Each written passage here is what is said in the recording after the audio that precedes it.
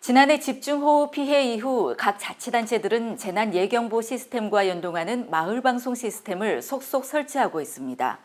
전북에서도 도청과 마을을 연동하는 방송 시스템을 설치하고 있는데요. 문제는 업자들이 마을방송 시스템을 설치하면서 재난 예경보 시스템과 연동을 시키지 못한 채 소송전까지 벌어지면서 정작 마을 주민들은 1년 넘게 재난방송을 들어보지도 못하고 있습니다. 보도에 이종현 기자입니다. 뭔가 여러분들에게 다시 한번 말씀드립니다. 면에서 소형 강정이나 지난 2019년 전북 순창군이 마을방송 시스템을 구축하면서 전북도청의 재난예경보 시스템과 연동을 조건으로 입찰을 진행했습니다. H전자는 12억 7천만 원의 낙찰을 받고 마을방송 시스템을 구축했습니다. 하지만 H전자는 기술적인 문제로 도청의 재난예경보 시스템에 연동시키지 못했습니다. H전자는 순창군과의 계약이 취소될 것을 우려해 민사소송까지 제기했습니다. 도청의 서버 방식이 변동으로 바뀌면서 문제가 발생해 해결할 수 없다는 것입니다. 하지만 재난예경보 시스템 업체 관계자는 시스템과의 연동은 전혀 문제가 없다는 입장입니다. 도에 구축된 이미 구축된 서버 시스템과 연계를 하는 업체가 입찰에 참여하라고 조건 입찰 공고상에 분명히 나와 있습니다.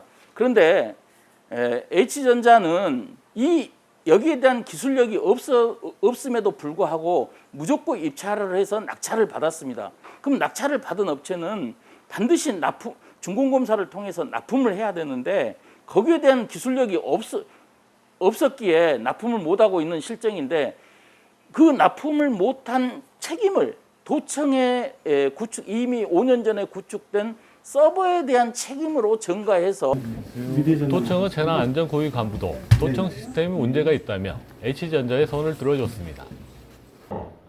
이 포렌식 해보니까 불법 변조를 한 거예요.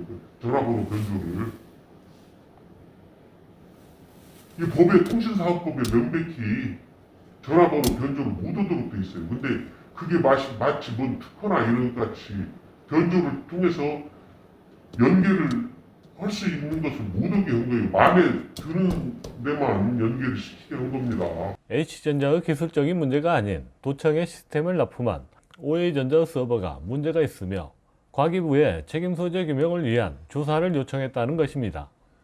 기술적인 문제를 해결하지 못한 H전자도 5년 전에 구축된 서버에 문제가 있다며 도청의 책임을 전가시켰습니다.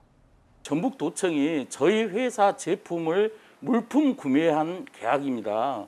물품을 구입했을 뿐이지 그 안에 있는 응용 프로그램을 구입한 거 아닙니다. 응용 프로그램에 대한 직접 소유권은 저희 OE전자가 가지고 있고 순창군에서 마을방송 사업을 입찰 공고를 하면서 도청 서버에 연계해야 된다는 것은 저희 회사하고 전혀 무관합니다. H전자의 책임 회피로 마을 주민들은 1년 넘게 재난방송을 듣지 못하고 있는 실정입니다. JBC 뉴스 이종현입니다.